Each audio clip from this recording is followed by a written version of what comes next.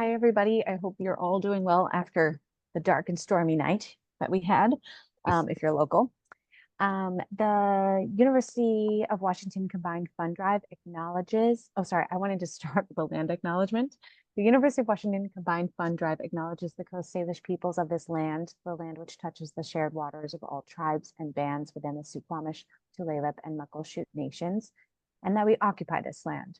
While we recognize that this acknowledgement does not replace authentic relationships with Indigenous communities, we hope that it honors with gratitude the land and the original inhabitants. So again, welcome. My name is Betsy McGabro, and I'm a campaign assistant with the University of Washington Combined Fund Drive. In my role, I have the distinct pleasure of connecting nonprofits in the community to our amazing UW employees. So thank you all for joining us today. This final lunch and learn we have today is the theme is Life Altered. Our discussion will feature 3 organizations that assist those formerly or currently incarcerated to give them skills and scholarship for their next chapter.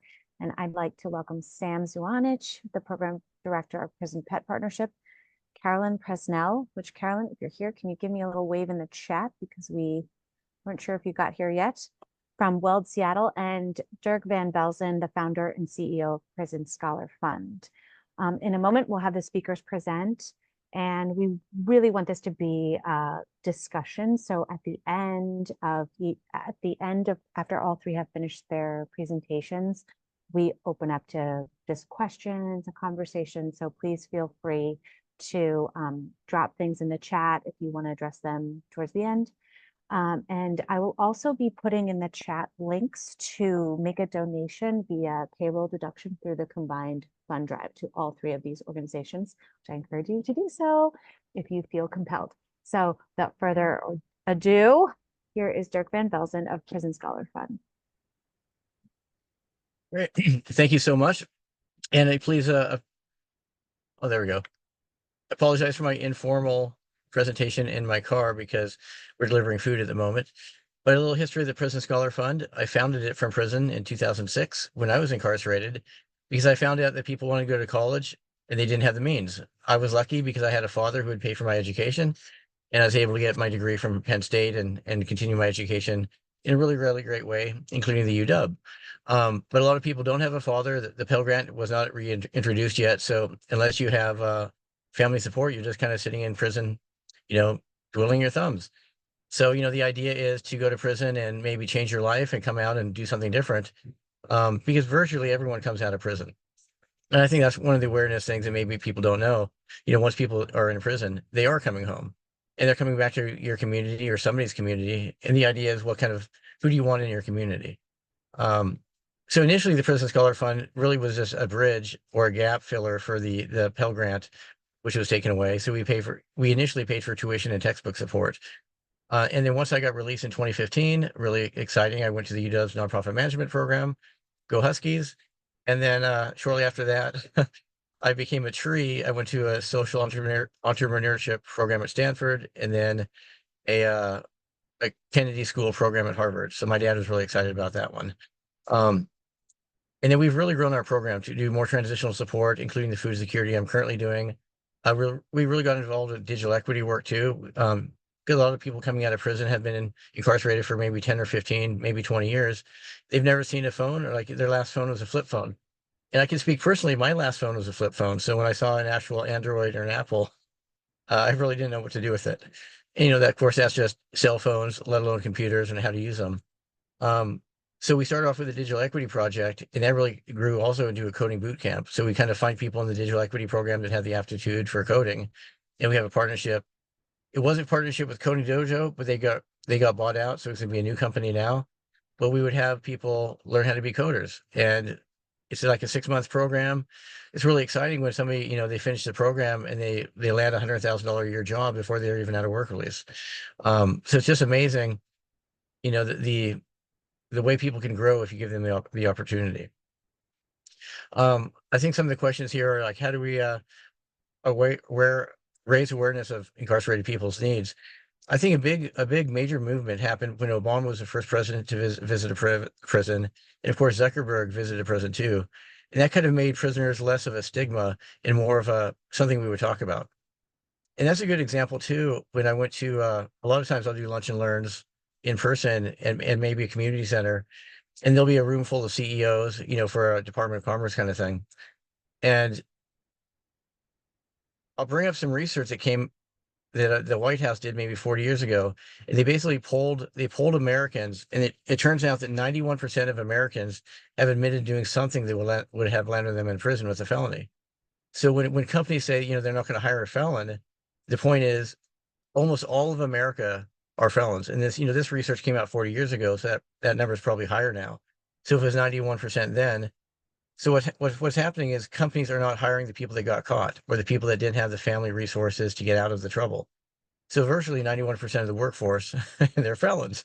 They just they just didn't get caught. And when I share that story, a lot of the CEOs will start laughing and they'll come up to me and share their stories afterwards, like, "Oh yeah, I used to do coke at the clubs, or I got in a fist fight, or I was drunk driving for all these years." Everyone's got a story. When they realize it, they're a felon. They just didn't get caught, or if they did get caught, they had family resources to get out of the trouble. So once they understand the whole context of crime in America, then hiring becomes a different conversation.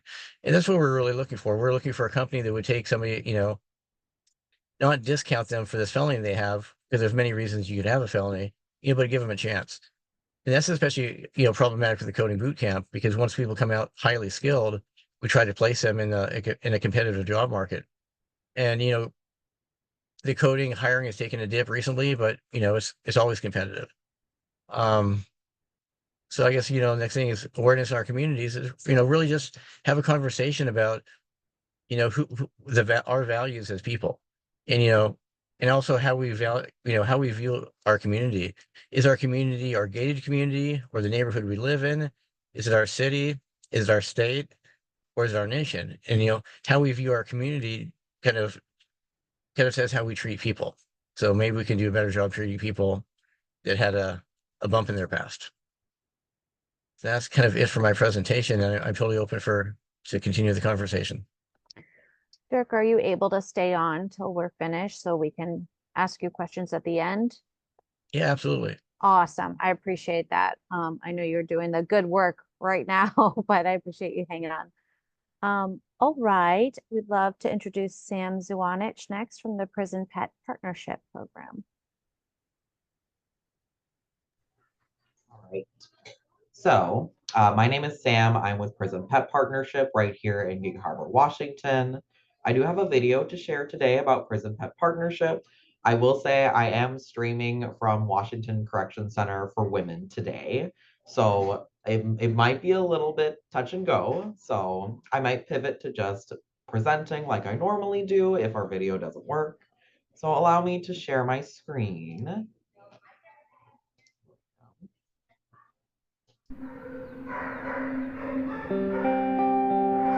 Morning. You ready, Mama? Yeah. I know since I started the dog program, I don't even feel like I come to work. How long are you staying with us? You're back, Papa. And I'm just even more grateful that I'm able to be a dog trainer. Well, it's not a terrible image to be frozen on. Super cute pooch. Yep, I went ahead and stopped the share. We do have prison internet, I will say, is not the best. I will go ahead and share this video with the presenters so maybe they can share it with everyone later. It's a good video. Anyway, so Prison Pet Partnership was started in 1984 by Sister Pauline Quinn and actually a professor at UW, Dr. Leo Bustard. So they kind of worked together. Sister Pauline Quinn, she found what she called salvation through a German Shepherd she owned named Joni. And she healed so much from her own trauma with this dog. And she really felt that this relationship with dogs could help heal people. So basically, what Sister Pauline Quinn did is she and Dr. Bustard went to WCCW, Washington Correction Center for Women, and they wanted to start a program. They worked together, they found a space in the building, they pulled women from the population, and they trained 5 women to train 5 dogs for service work. And the program has just exploded since then. We have a full kennel on site. We offer boarding and doggy daycare services to the public. We also have a full grooming salon on site and offer grooming services to the public as well. And then we have a service dog training program here at WCCW. So the incarcerated apply, they get trained, and then they work to train a service dog. They work in our boarding kennel in the facility here, or they work in our grooming salon. So when we set up these programs, we are really focused on re-entry to the public. Just like Dirk was saying, a lot of the things we talk about and focus on is these people who are incarcerated, they will get out one day. Would we rather have them get out having suffered the effects of warehousing, or would we rather have them get out and have a job skill, have a job placement, have continuing education, have vocational support? And that's what we seek to do at Prison Pet Partnership. We seek to train them in the skills they need to work at a boarding facility, own their own boarding facility, work at a grooming salon, own their own grooming salon, work as a dog trainer, own their own business. So that way, when they're released, we make sure that they're set up with a job in the industry near where they work, a job that pays a living wage, or we help them get set up with their own business. So we help educate them. We help set them up with continuing education resources on the outside. We also, for our grooming students, if they reach past a certain level in our certification program, we provide them with a grooming kit upon release. So it's like clippers, shears, everything they would need to just go ahead and get started and start working in a salon out there and start servicing clients.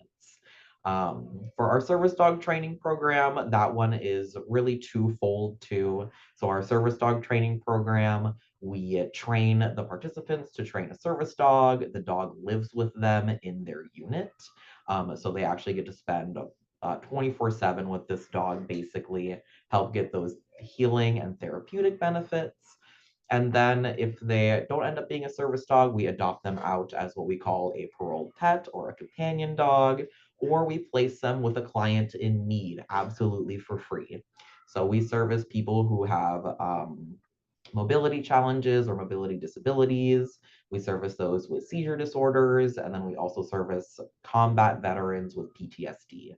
So that has been a really great program too, because the incarcerated trainer gets to actually meet the client that they're directly affecting, and they get to have a positive impact on the world while they are still incarcerated.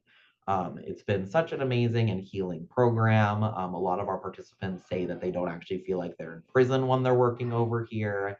And it's so amazing to be able to have them positively affect change and work towards their reentry while they're here. I think that's it for my usual presentation. I know there's usually lots of questions, so I can definitely stay for the questions at the end as well.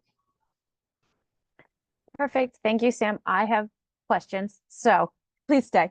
But our representative from Weld was unable to come on here. So Sebastian and I are sort of going to take care of introducing you to them.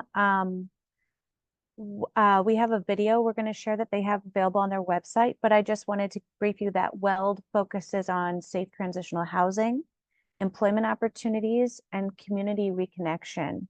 So this is a quote from their website. It's more than just assistance. It's transformational work that prevents individuals from being overlooked by society.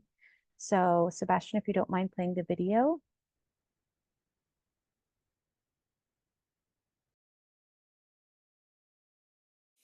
Oh, bear with me here for just 1 second.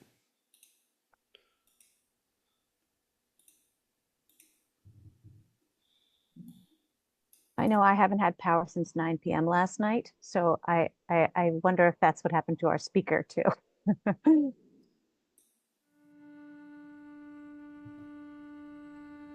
I got rearrested in 1 year. I think it was like 22 times. I've been in and out of jail, I believe, over 30 times. I got my first felony at 16. When you're getting ready to hit the gates you know, to get released. You're excited to get out, and then you kind of freeze for a second. You get kind of upset because you're getting out to nothing.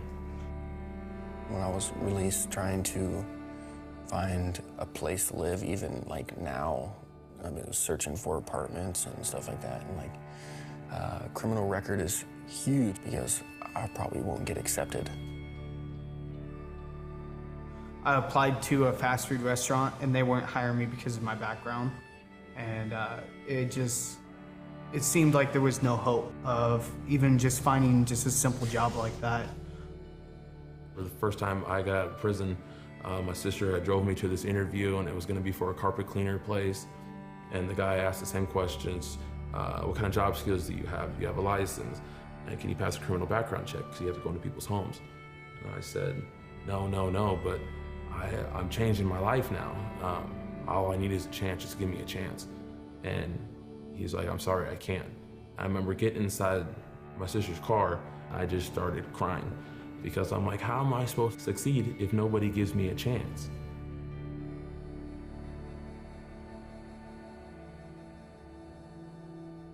So originally Square Peg was to build homes, and it was pretty much that simple, as to provide for my family.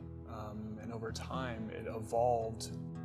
We build $1 million homes with guys that are fresh out of prison or fresh into the recovery, or maybe have never built a thing in their lives. And we can take them and we can mold them and give them a skill set that they can take, and they can move on in life and build a life away from what they were doing, whether it was selling drugs on the street or stealing or whatever it was. So WELD is our nonprofit organization, and WELD's mission is to provide an opportunity for individuals to belong and thrive. So what we wanted to do was provide opportunities for individuals who statistically end up either homeless or incarcerated, grab them at their point of re-entry and prevent them from returning to incarceration or going out onto the streets.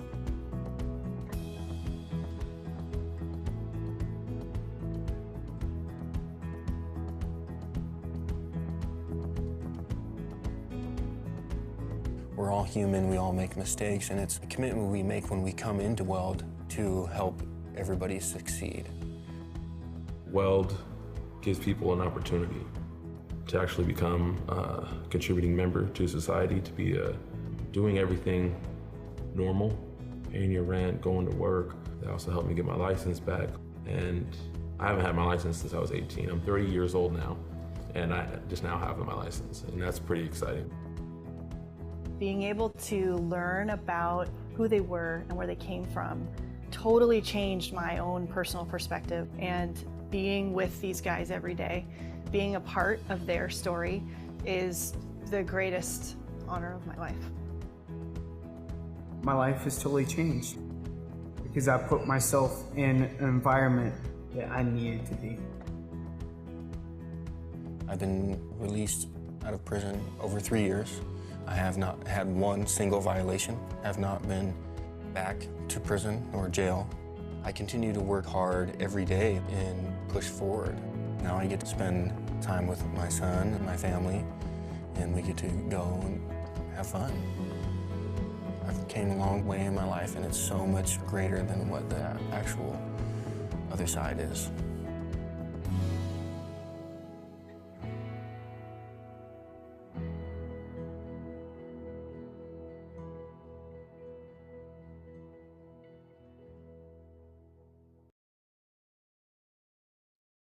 Oh, that was really moving. I just want to say a few things about WELD, just about how they're helping people to be productive, which I personally think is super important, giving them a sense of pride and business to attend to that makes us feel, you know, part of a community and part of society, and just like a functioning person. And what I noticed about that video is the people that were featured, they all are sort of in the middle of their life, which means when they became incarcerated, they were probably pretty young. And so I love organizations like WELD and like the three that we're featuring, because they're giving, you know, people who just gosh, when I was in my early 20s, I was crazy. Like, I didn't know who I was or what I wanted in my life. And so, like, these organizations are giving people a chance to like realize their fullest potential after being sort of stalled um, with the circumstances that they found themselves in. So, thanks, Sebastian, for sharing the video so that everyone could get to know that group. And I encourage you to check out their website for more information. And now I'd love to open up the chat or just raise your hand to anyone who would like to ask questions.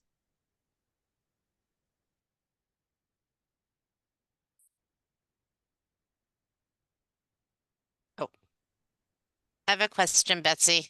Oh, Feel free to Lynn, and then we'll get to Anna. go ahead and do Anna first, because I just shouted out of turn. Okay, Anna. Okay. Hi. These are all amazing. I'm curious because I work with I'm a mental health therapist and I've worked doing forensic work. So I've worked with adults who are incarcerated and also recently recently released, and just seen a lot of the challenges that are out there. And I'm so used to having the conversation. It's harder when you get out. It's easier to be in, and that's saying quite a lot. I am curious about, and I love the construction work and the coding. But I'm wondering about the people who are aging and their bodies just can't do construction work, and coding is not their thing either. I wonder if there's something else that especially Weld is doing or thinking about for that other group of people that need the same kind of support.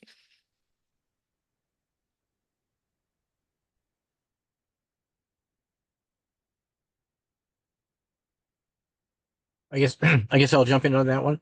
That's a great question, and we don't really have a good answer for that. We meet people where they're at and help them along their journeys. There is a medical transcription program that we're launching, and that's a little bit different than coding, but it's something that you could do. It's not very labor intensive. That might meet the needs of some of the aging people. And education in general is kind of what we fund, and that whatever path that leads kind of matches the person, I suppose. But we don't really have any job placements specifically for older people. That said, one of our coding digital equity programs is with AARP, and we're working with some of the elderly populations who, like formerly incarcerated people, they haven't seen a computer in a long time either, or they haven't used one, and they need a lot of help too.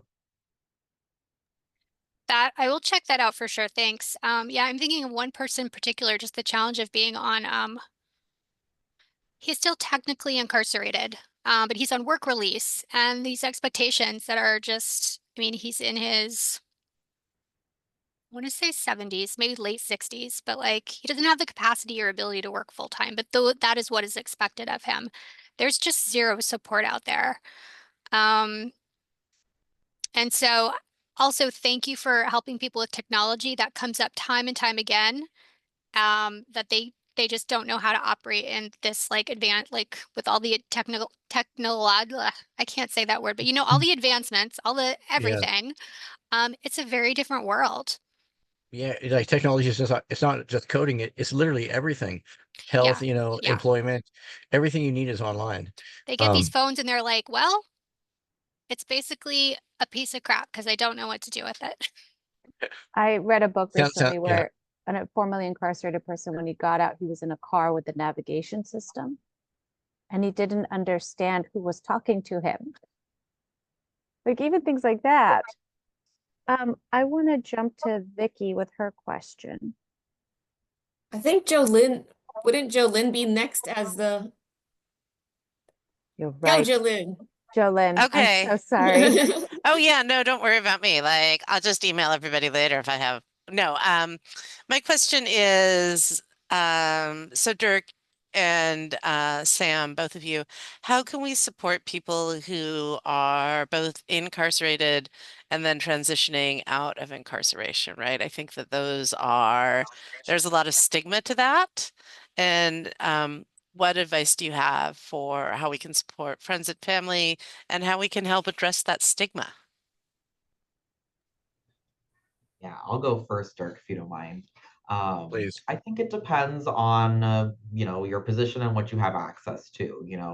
There's the obvious support via, financial support, donating to organizations that do work like this. There's volunteering for organizations like ours. If you're in the position to, I do recommend that, if people are in a position to be hiring, that they maybe reconsider some of their hiring practices if that's what they have control over. Maybe they can have a conversation with that team to change the consideration or scope around it.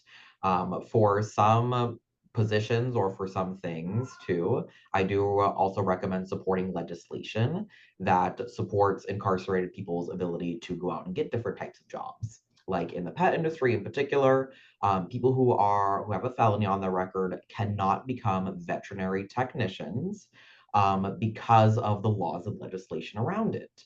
So we have and we are currently working on being able to lobby for that legislation to change, because veterinary technician, it's a field that can make a decent living wage. It's a field that we can get our incarcerated into. It's a field that needs workers and is expanding every year.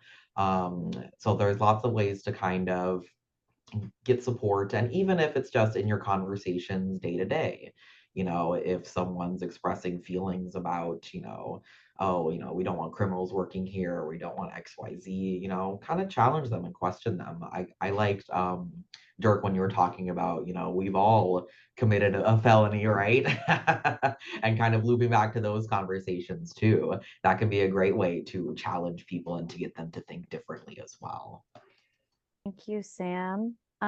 Vicky, would you like to ask your question? I'm thinking maybe my question is going to be more if I can connect with Sam on the back end, just because I'm curious. I work with folks experiencing homelessness and housing insecurity, and we have a number of people who could really utilize and really actually need service animals, but don't have the capacity within to train their own. And of course, they're not going to be purchasing trained animals. So perhaps we can connect on the back end. Yeah, definitely. I'm always down to connect on those things. I can put my email in the chat if that works for you, Betsy, because anybody can reach out to me. It's public. I don't mind if anybody has follow-up questions. So I'll pop my email in the chat if anybody has questions they want to loop back with me on that.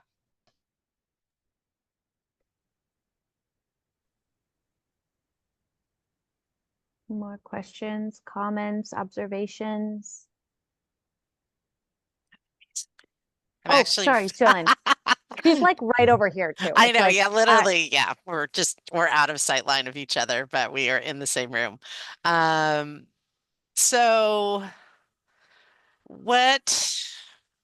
now I was joking with Betsy and I lost my train of thought, which derails all the time anyway. If we had, no, that's not what I want to ask. Dirk and Sam, what do you think is the biggest misconception for folks about people who are coming out of the prison system? Both for people coming out and people like who have not been incarcerated. Gotcha. I'll jump on that real quick and turn it over to Sam because he has different insight. I think people think that when they come out of prison, somehow the state is taking care of them and this whole transition is going to go smooth. Really the state gives them $40 in a bus ticket. I think that's still actually what they're getting today. So if you want to think of it as, I think of a loved one or a child as being reintroduced into the world and they have absolutely nothing. So what do they need? Well, they need everything. And like the hardest things to get are, housing. There's restrictions on housing. You can't get a job. There's restrictions on jobs. So if you wonder why so many people reoffend, they just go back to what they know. And if there's no opportunities for growth and no opportunities to become a citizen again, and I even hate to say citizen because there's so many rights that are stripped away. They're no longer citizens. They're more like residents. They're residents with fewer rights. And I think Berkeley did a study a few years ago. And there's this number is hard to believe, but it's like 44,000 collateral consequences of being a felon. I couldn't give you that list, but I guess there's a lot of them. So if you just think that this cloud follows you throughout life, and you wonder why they have trouble reintegrating. And of course, we work with a lot of the houseless population too, especially with our food security. You know, 80% of those, 85% of the people living in tents, they're formerly incarcerated. They have some felony on their record. So that's really our population. And how do we fix that? Just I don't know, and everything. so, so So, Sam, you might have some ideas. Thank you. Yeah, thank you. Perfect. Thank you so much for that, Dirk, especially as someone who is formerly incarcerated as well. I don't come from that background too. So I think, there is a lot of preconceived notions about people who are incarcerated or formerly incarcerated, especially with regards to what support they get when they're released. It's usually not as much as we nearly think too. But I think for me, a question that I kind of get a lot too is, isn't it weird working in prison, or isn't it scary working in prison? And honestly, I don't feel that. A lot of the women who are in my program and the people who are in our program, they are just as warm, funny, kind, caring as anybody you meet on the outside. They are some of the most engaged students I have ever had. I've been teaching dog training for many, many years. They are some of the most engaged, passionate students I have ever had. They have so much ambition, they have so much to give, they have so much to give back to our communities as well too. So I think it's hard because I feel like a lot of people dehumanize the incarcerated, but they are just like, you and me and everybody else out there. They just have, they didn't have that family support to, be able to get out of the hole they dug themselves, or maybe they didn't have the best background growing up. So that's, I think, a lot of the preconceived notions that I hear, especially when we have incarcerated working with animals as well too. But they are some of the most caring about the dogs ever. Sometimes I have to even reel it back and be like, okay, he had diarrhea once, he's okay. And, they're kind of freaking out about it. Because they are so kind, caring, considerate, ambitious, thoughtful, and very, very caring towards all the dogs we have here, especially more than, other boarding facilities that I've worked to. A lot of them are so kind and caring. And I do want to echo everything that Dirk said about all of that reentry all of that reentry stuff too, because it's definitely rung true in my experiences working with reentry. It is so, so challenging to re-enter into society. They don't have a lot of support. A lot of people reoffend because they don't have that support and job skill as well too. Do And I'm you gonna think? Oh, let me sorry. jump on a quick one, Yeah. a plus one on Sam's. It's kind of funny when I went to prison, I was like, oh, I got myself into trouble. Here we go. And because I had seen all the movies and I thought prison was this terrible, violent place. And don't get me wrong, it's not a nice place. But when I got there, it's like, oh, it's just a bunch of dudes. It's like just a bunch of guys that got themselves in trouble, and here we are. And like people talk about prisoners like we're a different species. No, it's just people. They got in trouble and they're on a little timeout. That's a funny way to time out. Yeah. So I have two things. One, I think Sam, we've done some work with Summit Assistance Dogs, and they have a they have a partnership program with the Monroe Correctional Facility, and it's been really interesting. I've met some of the folks who are training the dogs in prison, and like talking to them about how transformational that is for them and what a big difference it makes. So I love my animals, and like I think most of us who have pets do, we would do anything for our fur babies. So I love that you have a program that gives people an opportunity to access that part of themselves. And then Dirk and Sam, I don't know if this is something you know or you feel comfortable answering. Kind of with that transition out of prison, this is probably more anecdotal, I guess. Is it different for men and women? Like, do you know how that looks? Go for it, Sam, if you have something. It's definitely tricky for me because I just haven't worked with a lot of men's facilities for myself. Um, for from what I've heard, again, since this is anecdotal, this is more from what I've heard from people who've worked at both kinds of facilities. I do know that women tend to have a little bit more family support with reentry. But overall, that is a good question and something I definitely want to look into myself. But me, I've only worked at a women's facility, so I just don't have that experience. But very interesting question for sure. Yeah, I didn't have a big comparison either. We have a small sample, and we kind of help each person on an individual level, and I don't really have any um, broad findings from those. I have a question. Dirk, I know since you're like in your car, boots on the ground right now, can you just paint a little picture for us of like what your day is like today with the work that you're doing? Sure. So today I'm in Pierce County, and we pick up food from one of our food distributors, and I had this 16 by 8 foot trailer behind me, and I get 4 pallets of food. And during COVID, we would box it up and go door to door when everyone was kind of locked in. And now we kind of travel around to transition centers. And so, there's quite a few that I go to, and some people still need food delivered to their house. So we kind of take it around. People, we divvy out what we can give to each person because otherwise you'll take all the meat. um, so we just kind of go around and pass out food to the transition centers, and some of them they have it's interesting, they'll have funding to house people, but they won't have funding for food. Is a really strange thing. So even though they're living in a transition center, might be like an old motel or something, and it's turned into places for formerly incarcerated people. And so yeah, today's just driving the trailer around, picking up food and passing it out. And we probably do, I want to say like 1 million pounds of food a year. A lot of food. Um, like each day is like, probably 5,000 pounds today in that trailer. That's amazing. And I just want to applaud you too, because I know you're the CEO of Prison Scholar Fund. Like you're in it. You're like not only running the Yeah. organization, you're also working every day. I think that's really admirable. Thank you.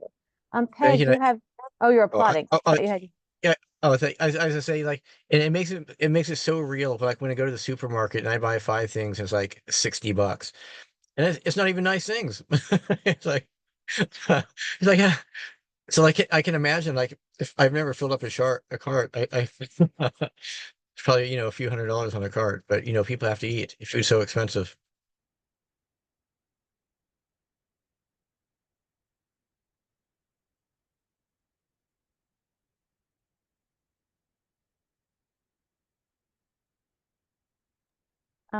Sam, do you want to paint a little picture for us of what your day to day is like with the people that you work with? I know you've talked a lot about it, but like, yeah. Yeah, definitely. For myself, I work on site here at Washington Correction Center for Women 5 days a week. So for myself, um, my kind of day to day is, I come into the PPP space. Usually in my day, I make time to meet with two of my dog handlers one on one. So I'll meet with them. We'll get their paperwork for their dog. We'll talk about any issues that their dog is having, any concerns they have for me. And then we'll go out and we'll train some dogs together, right? Like this morning, I was helping one of the trainers. We are introducing her 6-month-old service dog in training to working next to a wheelchair. So we were doing a session this morning. We were working next to a wheelchair, getting him familiar with walking next to it, learning how to move around it. Um, and I was helping coach her on how to, guide him through that process as well. So I do 2 of those meetings per day, and then I will work with our other team members to make sure all the boarding dogs are getting what they need. I will make veterinary appointments for the dogs. I connect with our volunteers on getting the dogs out for outings and home time. I will administer first aid here if needed or medications here. I keep track of the dog's vaccines and what they need. And then I also will address issues that come up at the facility. Like our most recent project that we're working on is we opened up one of the new living units to a dog program too. Previously it was only in one living unit, now it's in 2. But our second living unit doesn't have any fencing for the dogs. So I'm actually working on reaching out to some fencing companies and seeing if I can get some price quotes, working with the facility to see if they're willing to help me bring this in and what it would look like. So that way the dogs can have a safe place to play, add to the unit time, and a good spot to go potty. I don't do all those things. So it's a lot of different little things, but I mainly oversee all the service dog program stuff. Our other director, Olivia, she oversees the boarding and grooming portion too. But so it varies day to day. Do you find that once someone is working with the animals like this, then they're inspired in some way, not necessarily to become a dog trainer themselves? And I know you said there are definitely complications with where they can be hired in a veterinary's office, but like, are they finding inspiration for occupations outside of working with animals because of the work that you're doing? Oh yeah, definitely. We had one of our participants a while back when she was released. She initially was in an animal related field. I believe she was a dog groomer. And then she ended up spreading out into nonprofit work. So I believe right now she is working in a reentry nonprofit, actually. I think one that focuses on mental health. I don't remember exactly because her job role has shifted lately, but she has definitely gone on to do things beyond or outside of the animal welfare animal fields. I have one participant right now too who's very ambitious. And she, has all these big plans for businesses or other things too. That's kind of beyond the animal welfare scope, even though she's working with her dog right now. So yeah, we definitely have people that, go out and initially get a job in the animal field and then they pivot to something else. They find something else that's their passion, and that's totally fantastic too. Or maybe they pivot onto nonprofit work, or maybe they pivot onto being a business owner rather than working with that exact business too. We see a lot of that as well. So yeah, we do. It just depends on the particular participant. Yeah, actually this is a good segue because Bettina just dropped in the chat. Both programs really sound wonderful. I'm curious, how are the inmates selected to participate in the programs, and what are your equitable practices for selecting the inmates? Perfect. That's such a great question. So for us, we have certain eligibility requirements that people have to meet before they can apply. They have to have been at WCCW for 1 year. I think we're actually trying to get that neatened down to 6 months instead of a year, but that's a work in progress. I'm trying to convince some higher ups on that one.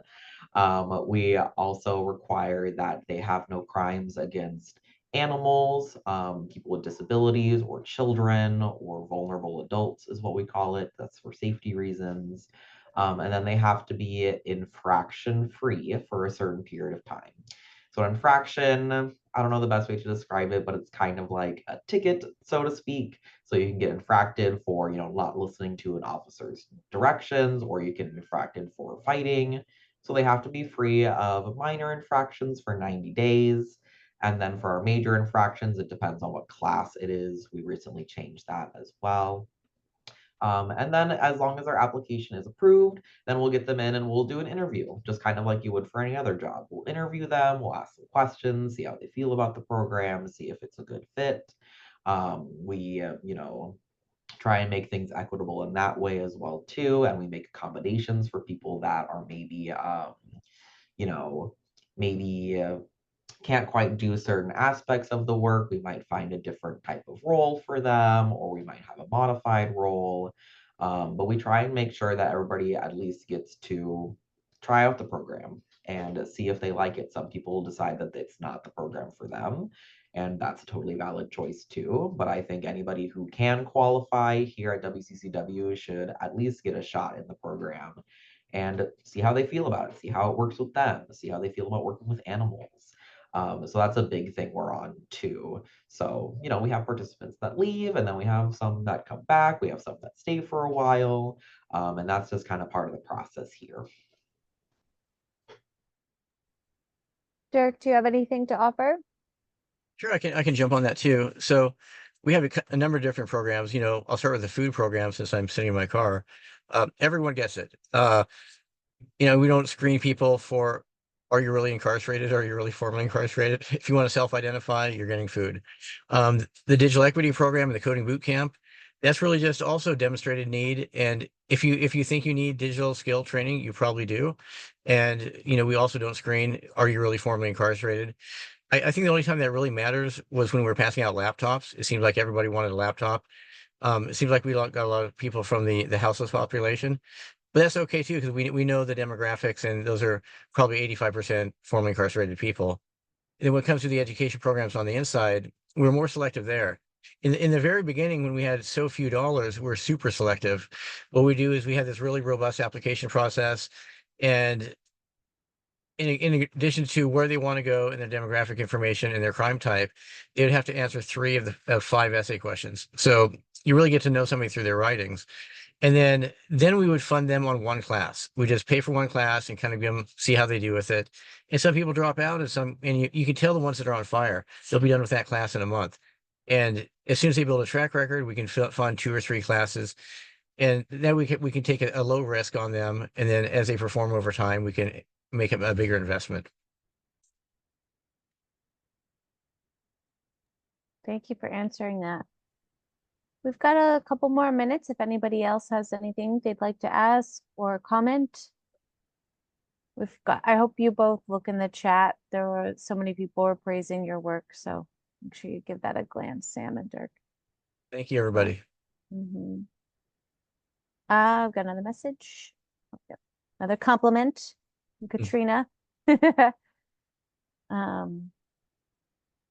this was really interesting and really exciting. And like I said, if you're interested, as a UW employee, you can make a donation through payroll deduction. It's really easy. You can make a one-time or recurring donation to either or both of these all 3 of these organizations.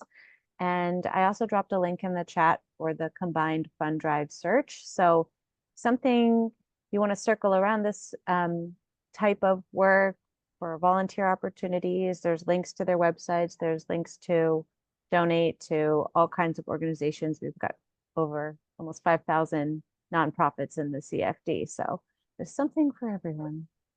And if that's all we've got, oh, shout out to Weld, Andrea. Thank you.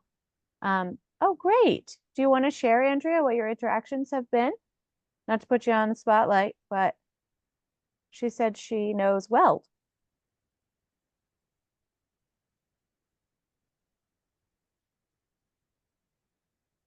No? Okay. Well, thank you, Andrea. Thanks, Andrea. All right. Well, thank you all so much. We can release you a little early, and we hope that you have a lovely day and holiday season and stay warm. I hope that power stays on. Thank you, Thanks, Bessie. I everybody. appreciate the opportunity. Thank you all so much. Stay safe out there.